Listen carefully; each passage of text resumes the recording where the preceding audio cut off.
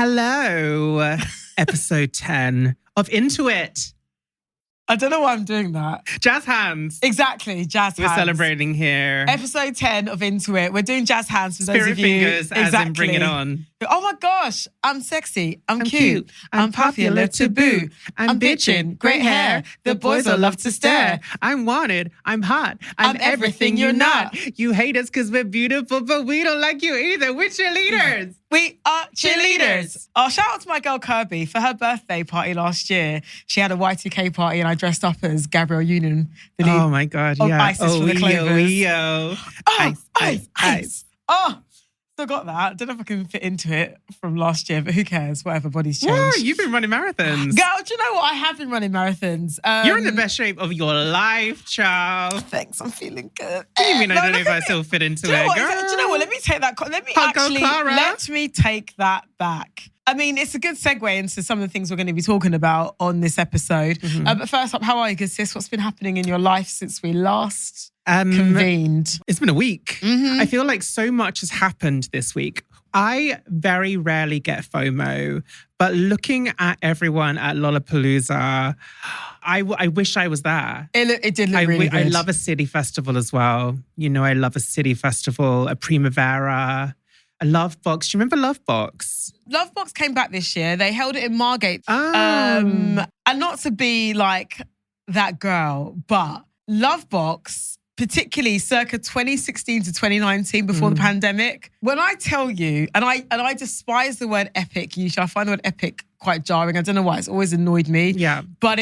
it was a magical and brilliant festival. Like some of the people that performed in Love Box in its heyday, Frank Ocean, Solange, Mac Miller, may he rest in peace. I remember watching Mac Miller come to the tent that Solange was performing in to watch her, like with everybody else before he passed away. Like incredible, like Sampha, like the list goes on. Love Box of that era, it will always be so special. It was incredible. I remember seeing Solange and just an out-of-body experience. Right? Like when she performed Cranes in the Sky. Bitch! Bitch! Like people were levitating. Like I was levitating. It was just... Yeah, it was incredible. My God, and when she performed Don't Touch My Hair and brought Sampha out, especially because of the lyrical context of that song, you know, about a black woman's relationship with her hair and being in a room of black girls singing like, don't like I felt like we were at church. Yeah, it was incredible. Yeah. Even before then, like 2012 Love Box, when it was in Victoria Park.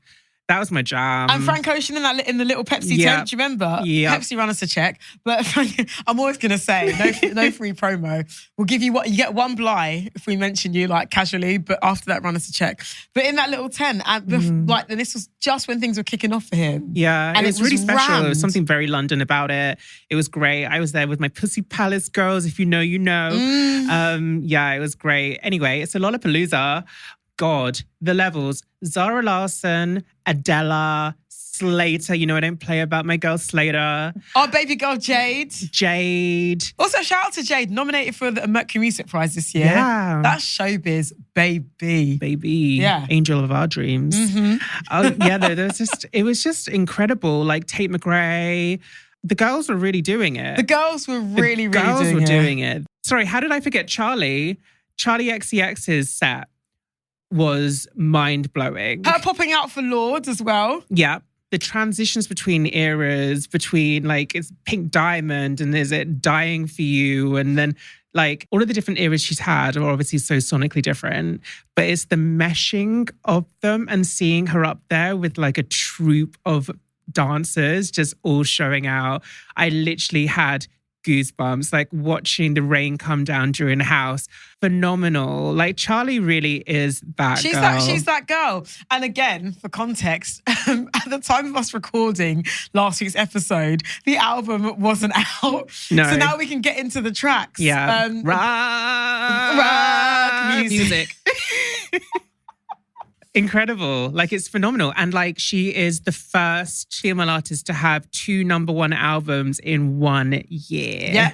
Which is saying in the UK. something. And it's so interesting because the critique of the album at the time was so fascinating to watch, because in the space of a day, I saw a 1 to 2 star review of it, and I saw a 4 to 5 star review of it. And I feel like it was one of those albums that was so hyperbolically polarized. Like, and the thing is, we saw it coming. People were going to be like, oh no, it's not like that. And it's like, this is her intention. This is the point. Yeah. Like she has literally been telling you to your face, yeah? That era, like, it's forever. If you want it to be forever, sure, of course. But Charlie, Charlotte Aitchison are moving on. If you want to come with, cool. If you want to stay there, that's your business. Do you know what I mean? Yeah. But yeah, she did the damn thing, got herself a #1 album. So congratulations, Charlie. You know, I rinse these albums. I get real autistic with it, and I just put it on, and it repeats and it repeats and it repeats. Even my dogs know Charlie XCX's new album. See, and I get real ADHD with it, where I'm like, okay, I listened to it once, but I need to be doing 3 other things at the same time. Start gardening. No, literally. The ADHD of it all has been pissing me off. It's a wonder this podcast ever gets done, to be honest, with the amount of Guys, neurodiversity in this room. Truly. You really, it's levels. I've been going through it. I can't lie. No, but here's the thing. It's our space. We can talk about these things. Yes. Now, I'm not ashamed to have ADHD, but what I am cautious of is taking up space in the conversation around ADHD, because it is extremely loud right now. Yeah. Everyone thinks they've got it. And most likely, a lot of people probably do have it. Is everybody clinically diagnosed by a professional, not the internet? That's the question. I'm clinically diagnosed. I've been putting off getting into medication since I got my diagnosis about 3 months ago. But today, before our recording, I've made the executive decision to do it because I was very late today, guys. My executive function decided not to be executive. My brain will tell me, you've got 2 hours. Of course you can go for a run, pre-cook your meal, prep for the show, write that email. Oh yeah, fill in this insurance form and do that in 90 minutes. Yeah, you can do it all. And my brain will tell me you can do it. Yeah. And then I'll be like, oh no, but hang on a minute. Oh, I just realised I didn't hang those things up from yesterday. I'll tell you what, let me just quickly do that and I'll put that down there. Oh, hang on a minute. But that's the thing with that you. light bulb, it just needs fixing. I'll just fix that and then I'll do that. And then, Yeah, but that's the thing with you. You are probably one of the most productive people I know. And I think that your ADHD probably helps you with that, because you go and you go and you go and you get so much done. I'm kind of like, some days, you know what? If I do 2 things today, that's cool. Because some days I'll be a little overstimulated and it'll be more on the autism side than the ADHD side. Some days I'll get a really good day and I'll be like you, kind of, not really, but like I'll be like, I'm trying to do a Clara and like do a load of different things, but I will be exhausted by the end of it. Babe, you go and go and go and go and go. Then I think it catches up with you eventually. It does. And what I now know as burnout from previous years was me just raw dogging life without medication. And the thing is, again, I've been saying this to all my friends and family. This is going to be the week. I'm really going to try it. I'm gonna do it. And I've been talking to other friends of mine who've got it. Yeah, and even me saying, I'll be like, oh, am I going to do it? But I'm going to, because today has been probably one of the most frustrating days us recording the show that I've had in a long time. And I don't like living my life this way. No, I can tell it gets to you sometimes, yeah. And I've got the tools and I've got the means. And I'm privileged enough to be in a position where I can take care of myself medically. So I'm going to do it. And I want to see the difference that it makes with how I function and me just like getting on with things. You really shouldn't be too hard on yourself though, because you are someone that's got a lot on their plate. Like you're spinning a lot of plates. Girl. But I think that's the thing though. You just need help spinning them. I do need help spinning them. But also I do think as a culture, we're so obsessed with busyness and with busyness being a mark of pride. And honestly, I'm guilty of that. Like I like having a lot on my plate, even though I get annoyed by having a lot on my plate. And on days when I have nothing to do, there is actually always something to do. And I can't rest until it's done. But you will always find that thing to do. But the thing about me, I love doing nothing. I love it. I love just sitting there like I've had a lobotomy. Sometimes with my mouth even a little bit open. I love it. I love it. And do you know what I've been watching recently? So I was thinking, I literally just got the visual of you just there like a fucking blow up sex doll, like a sex.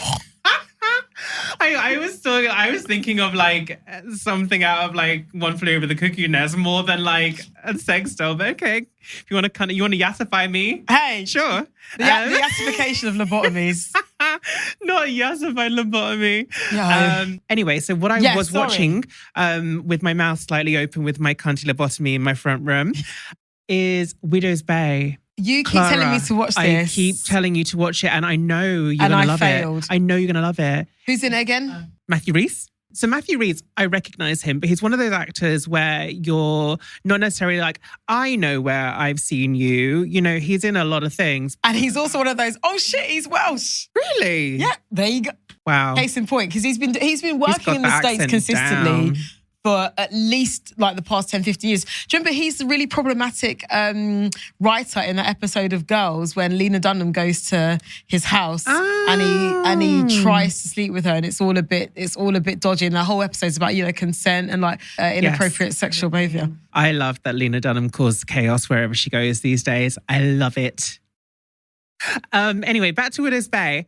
So I love that it's an ensemble cast, and there's a character called Patricia that you will absolutely fall in love with. But it's such a special show because, you know, a lot of shows, horror comedies, where it's just a bit silly. Like American Horror Story isn't scary. It's camp and it's fun and it's silly. It's a bit like Scream. It's like, it'll make you jump, but it's not scary. Well, there's a knowing wink to the audience with that genre of comedy, isn't it? Like, it's very much like, guys, you know this is as dumb as we think it is, right? Yeah. Okay, cool. But Widow's Bay is not dumb. It is so intricate and funny, but also legitimately scary. Like, there are moments where I'm really on the edge of my seat. What's the premise? So it is a town where strange things are happening. I don't want to ruin it because it's one of those mystery shows where it's like unlocking and you're like, okay, well, this is happening and that's happening. And then you get a bigger picture of what's happening broadly. But it takes place on this island, which is off the coast of New England. And it goes into the history of the town, but like lots of strange things happen. I want you to go into it and not know too much because I went into it not knowing that much. Don't do your research. Just go into it and enjoy it. You can't say that to me. I'm like, you know me, I love to be like... Brrr. And don't be on your phone whilst you're watching it because things happen really quickly. And if you blink, you'll miss it. But episode 4 is all I'm saying. Enjoy.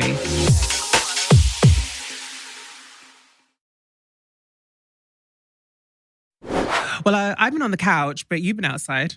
You know me. I stay outside in the summer anyway. I hosted the Spider-Man premiere for Brand New Day. I have to say, seeing Tom and Zendaya's love story in the flesh, I'm not annoyed at myself because listen, I'm a lover girl, but I am annoyed at how parasocial I felt in the moment about them, seeing them in the flesh, because after doing the premiere, you know, you post up, then all of a sudden your algorithm just becomes that thing. And I found myself in a wormhole of like, you know, curated videos that fans had made of them two falling in love over the years from like previous press junkets and, you know, their relationship and how it's evolved. But my God, today, that woman in the flesh. Gonna say, what's she like up close? Oh, like I was genuinely blown away by her beauty. Stunning. And I've interviewed Zendaya probably, this would be like the 5th or 6th time. I've never seen her look more beautiful. Never seen anyone emit such a light on a carpet. A lot of it's confidence and self-belief. But it's like a cool, calm, quiet confidence. Well, do you know what's interesting is that I've clocked with her, and I think she may have even said this actually, but I've clocked with her when she's on a carpet and she's posing and Law's watching, looking at her like, which I saw in real time. It's always really funny watching Law Roach in real time. You're like, oh, okay, that Law in the wild. You are doing your job.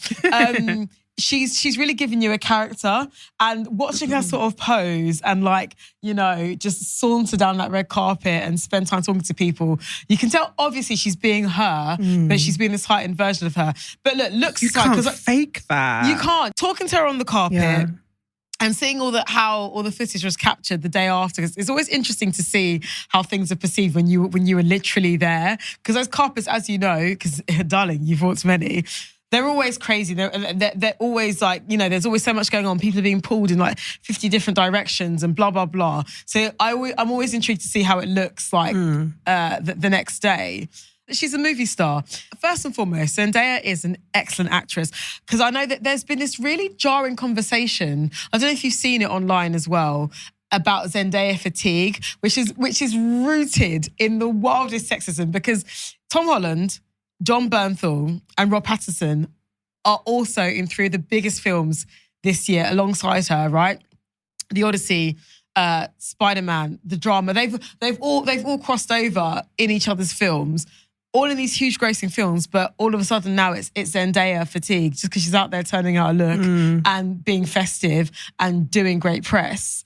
But she's doing the movie star part of her job. But first and foremost, I mean, I know I've been gushing about how she looks, whatever. The woman is a phenomenal actor. She is very good at what she does. Yeah, I just think witnessing her do the thing, it just cemented to me that no, she's going to be around for a while. Oh yeah. And I can really see in like 30 or 40 years, when her and Tom are in their 60s and 70s, I will put money on it today, yeah.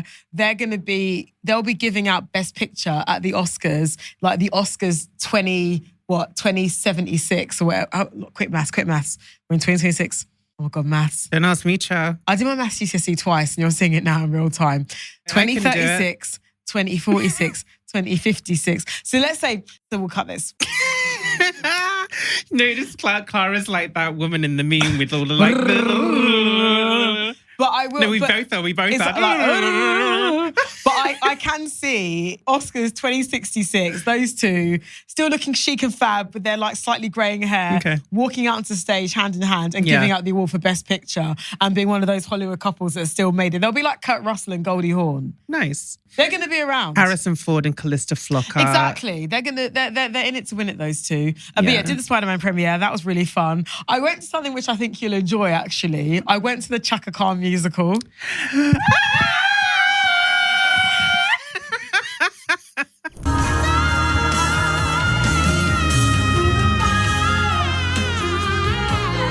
It'd be remiss of us not to speak about the Chaka Khan musical without speaking about Chaka Khan's Colours performance. Chaka Khan's Colours performance will go down in Colours history as one of the best.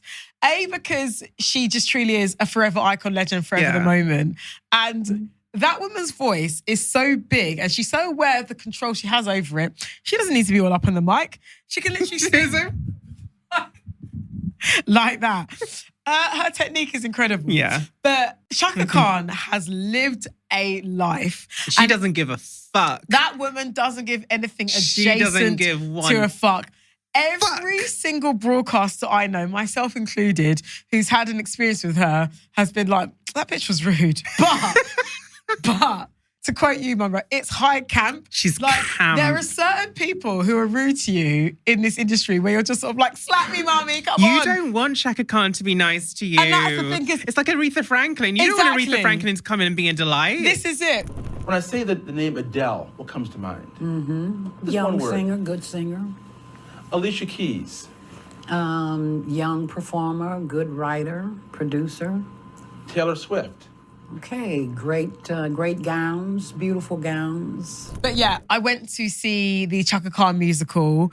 It's called I'm Every Woman, and it stars Alexandra Burke, former X Factor winner, powerhouse vocalist, and somebody who's really established herself as a West End theatre queen. Like, musical theatre, Alexandra can do it all. And also, check her out in this film. I think it's called like The Pretty Red Dress or The Little Red Dress. She is fantastic in it. Alexandra was great in it. And Chaka actually turned up to the theatre. Just to give you full diva context, this performance was supposed to start at 7 o'clock on the dot. What time do you think the performance started? 40 minutes late. Bang on. And that's what you want from a diva. Bang I will on. say that. I will Bang say that. on. That's the right time. She was on time. At 20 to 8 is when this show started. Good.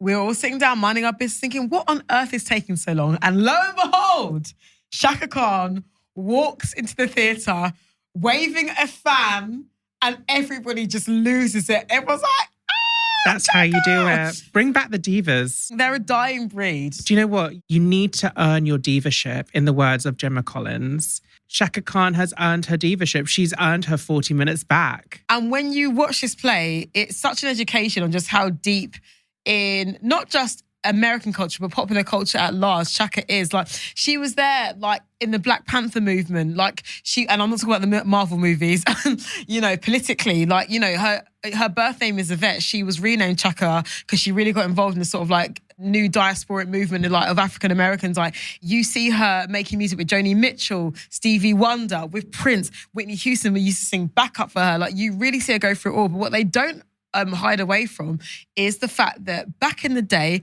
Chaka loved the bag. They do not shy away from it in a way that, honestly, there's some moments of it which are quite camp. Like, I won't ruin it for people too much, but there were scenes in the play where you literally see white powder exploding on screens on the stage. I know that Shaka was on the bag. Baby, Shaka was on the bag, in the bag, outside the bag, Okay. next to the bag. The play starts with her in rehab, basically, and her getting clean.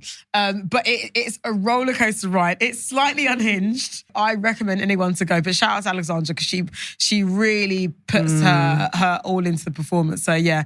Something that happened this week that I was like, yes. So this week, BTS said that they will not be submitting anything to the Grammys because the Grammys decided that they're going to set up a new division or a new category where they're just going to put all Asian pop in there.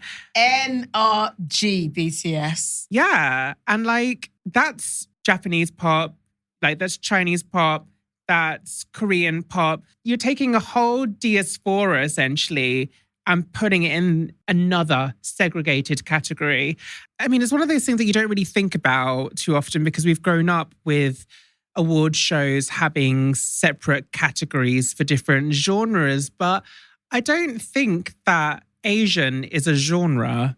It's not a genre. It's a diaspora with lots of different artists with different sounds. Mm-hmm. And you just make a different category, essentially because they don't want to compete against these artists because they are massively popular.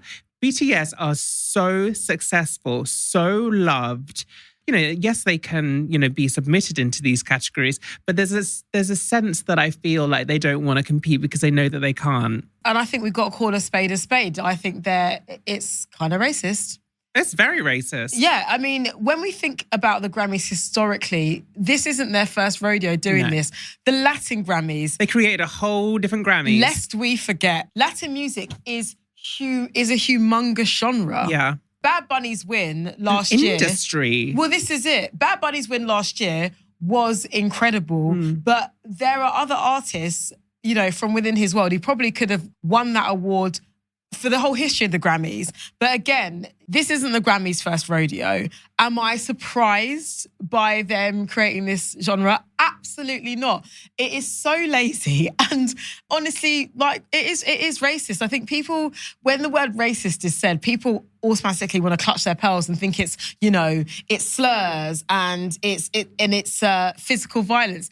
This is the insidious level of racism that we speak about in pop culture. We are so threatened by the dominance of a genre of music from one particular country that at this point in time is being led by this very popular band that, guess what? Right, we're going to make a whole genre for you and lump you in with a whole other continent. And it's sort of like, so what happens to Filipino people? So hang on, so Filipino people, Korean people, Thai people, are they all the same? Are they the same as Japanese people? Because ultimately, that's what you're telling us when you do that. Okay, so what about South Asia? Well, like, are we representing South Asia in that too? The new genres they created within the country category at the Grammys was a direct reflection of Beyonce and Cowboy Carter and how that changed the conversation. And I think that was even built upon from Lil Nas X and Old Town Road. I think that was a trickle-down effect. Beyonce performing at the CMAs and that whole room snubbing her and treating her like a second-class citizen within that genre and within her culture when this is a black woman from fucking Texas. Do you know what I mean? So this with BTS does not surprise me in the slightest. I suspect the Grammys were expecting them to sort of like take the cookie, like you know, good little Asian boys. You take that, and for them to be happy and then to turn up and probably dominate in that category and probably sweep up. But they said no. We want to be with everybody else. I think it's really interesting, this kind of renegotiating where artists get their validation from. Is it the validation that you want? If it's not real, like if it's watered down and segregated. As a mega successful band, you know, BTS is one of the biggest bands of all time. You want to compete with the other biggest bands of all time and win it on your merit, not be separated into a different category. So it was really great. It was like a big balls move, and I love big balls moves.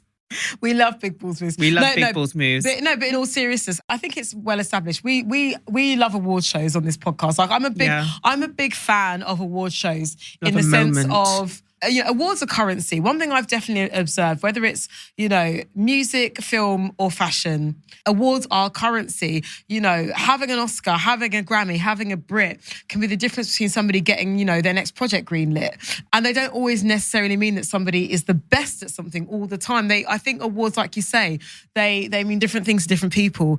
BTS are so huge at this point that they can give the Grammys the middle finger in a really powerful way that just exposes like their laziness and their racist attitude to their success. Because if this was an American band, an all-American band with that kind of global dominance, do you think that the award ceremonies that may happen like in East Asia, particularly in Korea, would be bending over backwards to accommodate? No way. No. Dare I say it, BTS are bigger than the Grammys. Yeah, at this point in their career, absolutely. I think that we in the West think that we are the center of everything, and we're not.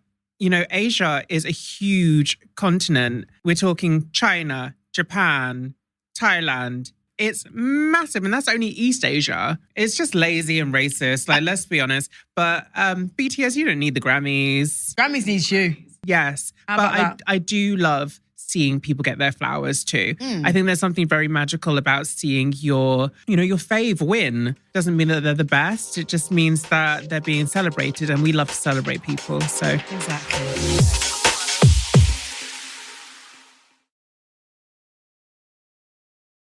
So we're going to talk about something that I guess everybody is talking about. And I think both of us have had a bit of trepidation with this just because it is a very sensitive subject. So I just want to give a heads up. If you are somebody at the moment who is struggling and living with disordered eating, or you have in the past, it's just a trigger warning about the conversation that we're going to get into, because we're going to be speaking about eating disorders. Yeah, we're going to talk about Ariana Grande, but not necessarily Ariana alone, but just the wider conversation around the scrutiny of her body, the line between genuine concern, hot takes and speculation, and the murkiness in between there, and how we approach that as fans, as people in our industry, and fundamentally, without sounding too corny, just as human beings. yeah, it's a real tricky one. So Ariana's latest album is called Petal,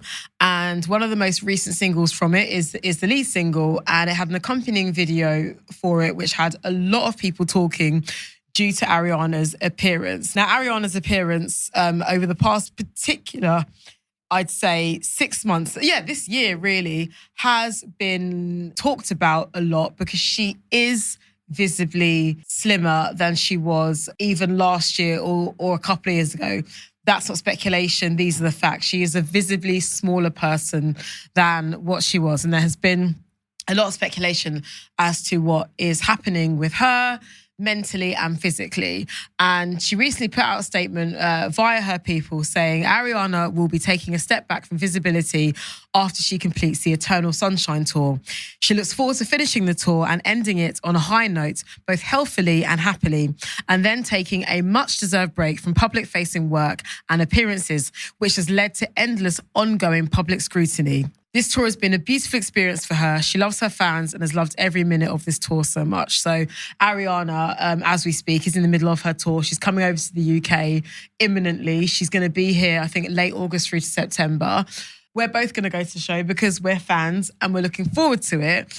But I think it would be remiss of us. I feel like a hypocrite personally. It's not to make it about us, but I think it would be hypocritical to enjoy her art whilst ignoring what is clearly a very difficult time for her as a human being and a public figure, but for our wider society and how we think about our bodies, our conversation with bodies, and how we regulate thinness, fatness, and who is deserving of care at whatever point they fall within that spectrum. I think this is a conversation that involves all of us, actually, at this point. I think it's about how we have that conversation. I think a lot of people don't know how to have that conversation. The go-to for years has been, don't speak about women's bodies, and don't speak about women's bodies. Don't comment on people's appearances if they haven't asked. But this is a nuanced conversation where many things are true at once. Absolutely. And it isn't commenting on someone's appearance to have noticed that something is wrong. Many of us, dare I say thousands, probably millions at this point, have watched that music video in some way or another, whether or not you've gone and actually watched the full thing or seen the clips. Millions of people have had the same feeling of seeing those images of her most recent music video and felt like something is wrong. And it isn't commenting on someone's appearance to feel for her.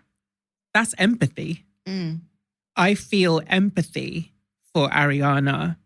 I feel sad for Ariana, having had gone through all of the things that she's gone through. I don't want to reel them off, but there's grief. There's probably guilt, having survived a terror attack at one of her concerts where children died. This is a woman who's been through a massive amount of trauma and pain and existential crisis. Of course, it is going to catch up with her in some way or another. I'm not therapizing her. I'm saying that it's not surprising if she is struggling with trauma from those events. We need to be honest with ourselves. We have seen our favorite icons struggle time and time again. The issue often is our inability to be able to put words to it. There are people commenting on Ariana's body, and it is wrong in mocking or critiquing or minimizing what she may or may not be going through. We don't know. We don't know her personally. But I mean, I don't want to make this about me because it's not about me. I don't think you're doing that. It's not about me. I don't think you are doing that. But I think that there's something when you have gone through an experience, the connection that you can feel and the similarities is really so difficult to speak about, because there is just a genuine love and respect for Ariana that so many people have. But we need to try to talk about this. And I don't think that there is just a very clean, easy way to do this. And I think that that's why we are choosing our words very carefully. But it's important that we do choose them and that we do say something. It's very clear to me that Ariana is suffering. The thing about eating disorders is that you will very rarely, in the thick of an eating disorder, be cognizant to how much you need help. Some people may not want help. It's a disease that thrives in denial. Ariana, yes, is older than she was in 2021. Of course, she's a different woman. We all grow and we all change, but she is objectively not well. And we need to be honest about that. And that isn't mocking her. That isn't commenting on her appearance. An eating disorder is more than someone's appearance. There's something going on inside. And we need to hold those two things, that we can love someone and also want them to be okay, and be honest and vocal about wanting those two things. Well, this is the thing. And I think online there has been a lot of bad faith takes that I've observed, and I'm sure you've seen them too, where people have been piled on, and people also with the same lived experience, people speaking like yourself who have suffered with anorexia or bulimia or any type of disordered eating, who have said, listen, I am somebody who was in treatment. I am telling you, this is what is happening right in front of our eyes. Yeah. And I understand it. When people have got fans who love them so deeply, sometimes people are so blinded by their devotion to an artist that they refuse to believe that anything bad can happen to them or can be done by them. And I have noticed there are a significant amount of her fans who are quick to jump on people and call them out for being misogynist or for being like vile. And again, you're speaking about a woman's body, and it's like, okay, let's take a beat here. A body is literally being spoken about. It's not being mocked. It's not being praised. It is being observed because it is clear this person is quite possibly not doing well mentally. And as you say, when we zoom out and we think about the traumatic experiences that have happened in this woman's life and anybody's life who's going through trauma, like, I don't know a single woman, he, they, or she, to be fair, but speaking about women specifically, I don't know a single woman in my life who hasn't had issues with food at one point in their life, myself included.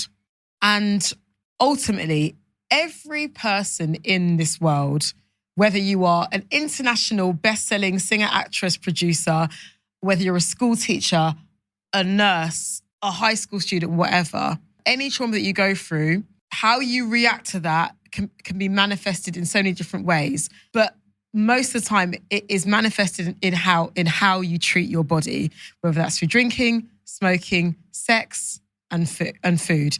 How you nourish your body, or how you undernourish it. How you punish it. Look, we're not doctors. No, but to express concern. We're not in her brain. Again, to your point, as somebody that has, lived with disordered eating, until you yourself can say, I've got a problem, it almost makes you want to run towards it more. Yeah. Denial is comfort.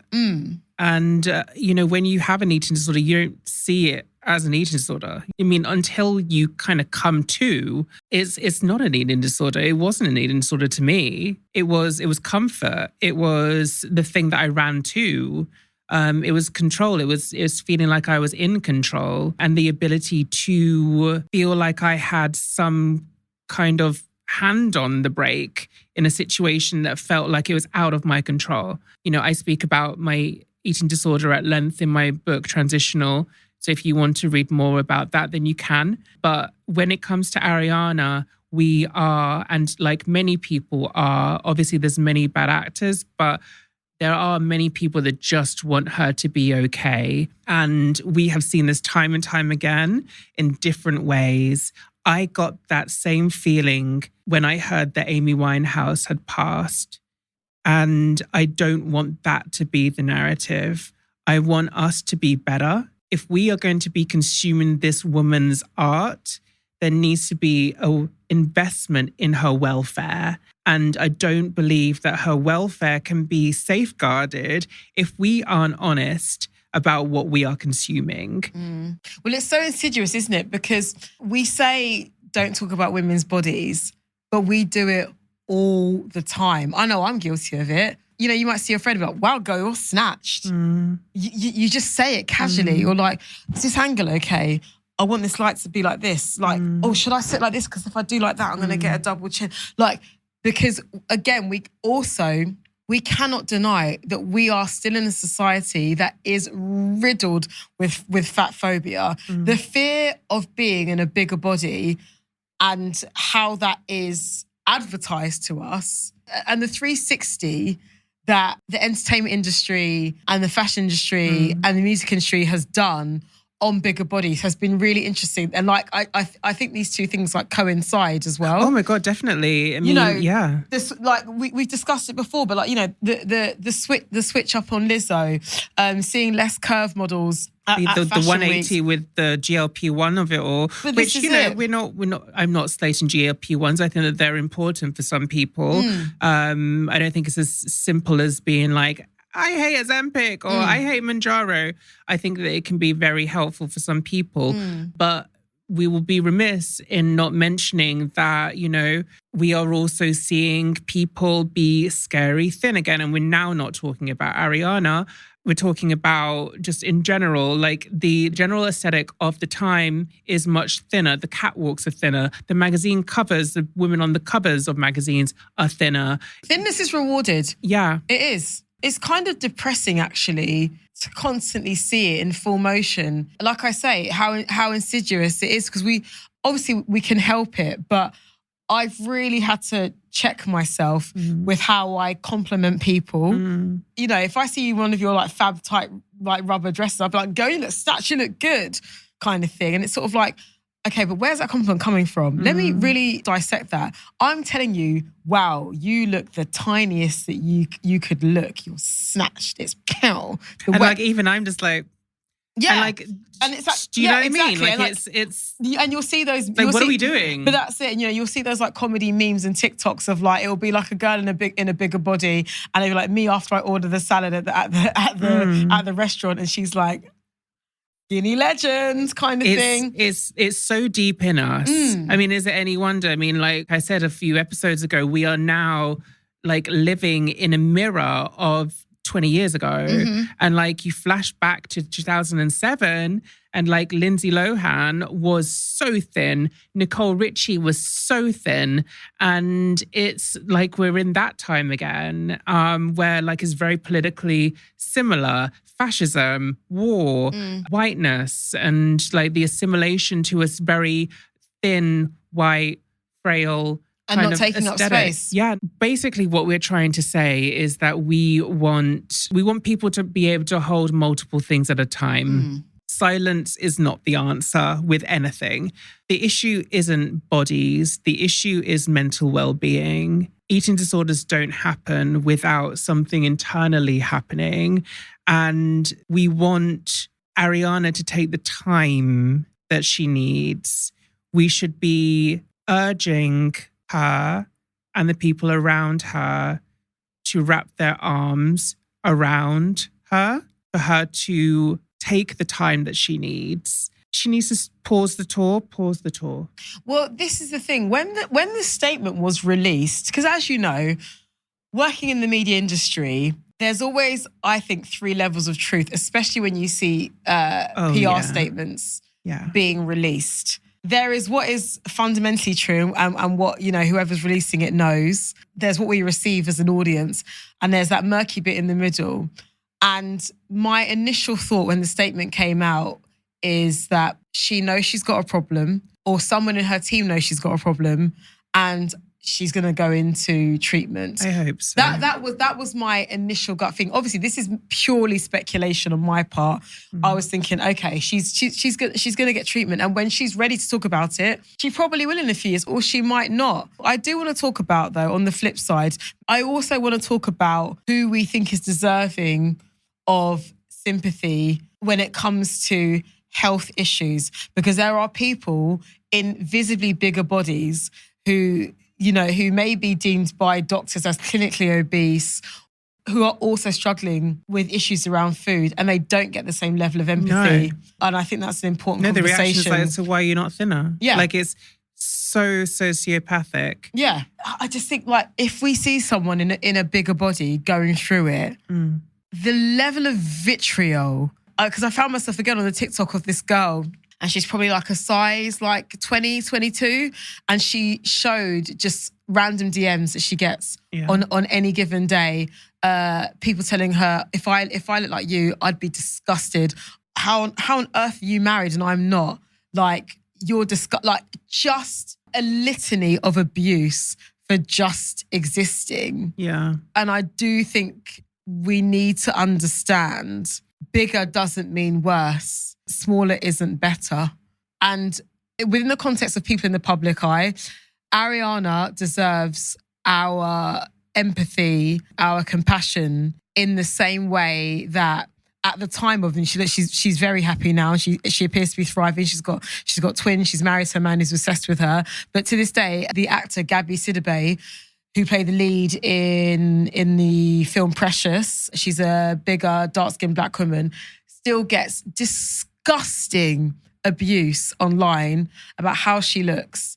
And she's really just out here loving life and minding her business. People don't talk about that. And I just think within this conversation, we need to understand that all people deserve empathy. I know it sounds really rudimentary. Like, we should all just care about what's on the inside. It's not about that. I'd love for us to get a clinical psychologist on to further this conversation. It all comes back to mental health. I mean, I don't want to drive traffic to something else that is happening right now online in terms of someone else's welfare. There's another situation happening in terms of somebody who is suffering severe mental health crisis. And we need to engage our ability to extend empathy even to people who we don't like. I'm not saying that I don't like them. I'm just saying that they aren't as loved as Ariana is in a popular sense. They're a lot more controversial, is what I'm trying to say, and polarizing. Even the most polarizing person is deserving of empathy with regards to their mental health and wellness. We can't revel in it ever. Everybody has loved ones. Yeah. And it's a ripple effect. And someone suffering is other people suffering. I'm just really fascinated by who we've decided is more deserving of care when it comes to what state their body is in. For sure. I mean, a lot of it comes into race, obviously, and who we see as delicate and, feminine. Ariana is a small person. She's small in frame, and she's very... But she's hyper visible. That's the thing. Hyper visible. She's probably, she's hyper visible at the moment. Probably the most famous that she's ever been, arguably. And so lots of eyes are on her. Definitely. I think also the fact that she's got a big audience in terms of young girls.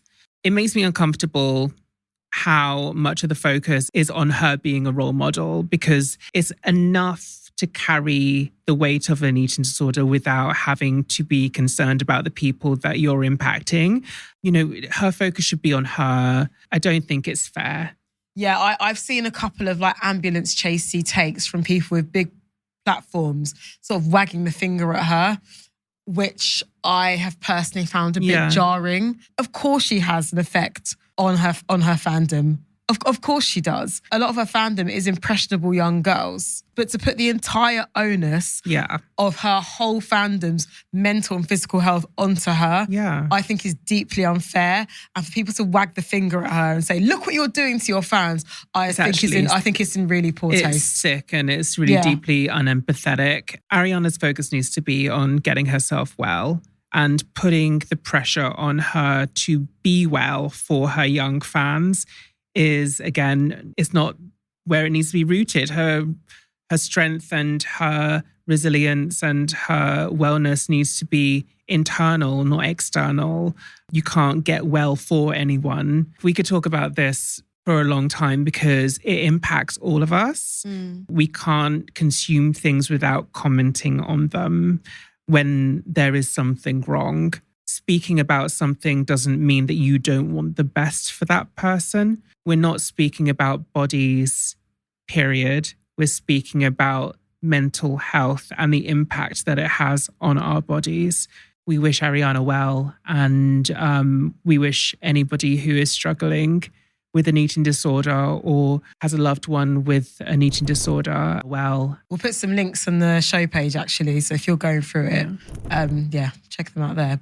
Well, that's it for this week's episode. Thanks again for listening. And again, if you are going through it, we've got some helpful links for you on our show page, on Spotify, on iTunes, YouTube, all of that. So do check that out. And do you know what? We need to carry on keeping it real because, Money, I know it hasn't been a great time for the trans community. New rulings. Yeah, it's a heavy one this week. Yeah, every single trans person in the country knows what's happening. And if you don't know what's happening, if you're not trans, then I implore you to check out what is happening with regards to trans people being able to use the bathroom in public spaces and single-sex spaces. And if you have trans people in your life, I really implore you to reach out to them and show them love. But I want to speak to my community right now and say it's so heavy right now, and there aren't words. I could say a bunch of stuff and, you're feeling it too. One of the most beautiful things about this time that we're in, which is full of so much horror, is that our community has never been so visible to each other. And I was walking at London Trans Pride the other week, and I was just so taken aback by how big our community is, how much it's grown over the last few years, even. I've been an advocate for our community for the last decade, for 10 years.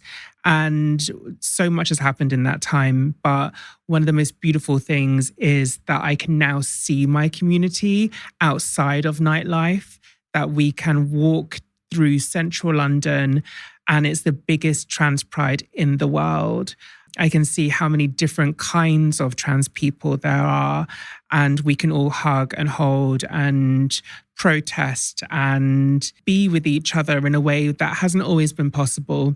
We didn't have trans pride when I began my transition, and it's a really incredible show of our strength and our resilience and how much we can push things forward.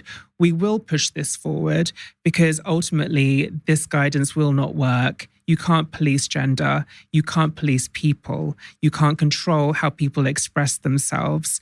You also can't tell who is trans. If you have seen a trans person, that's because you may have seen someone that you perceive to be trans or a visibly trans person, but not all trans people are visible or want to be visible. So really what I want to say is that this impacts all of us.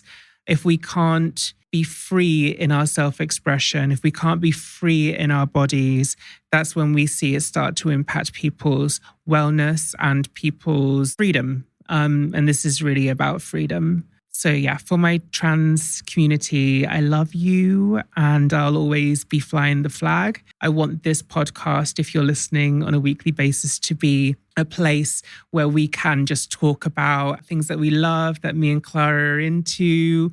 I don't always think about the fact that I'm trans. Really, I am reminded a lot by people who have negative things to say politically or in the media or, on the street one day maybe. But when I'm with my girl, I'm talking about the TV. I'm talking about film, fashion, things I'm into, hobbies.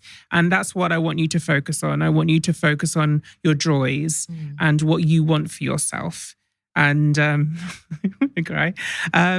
We're not here to be policed by people who don't want us to be great. And you're great. So be great, stay great, and help each other be great. Love you.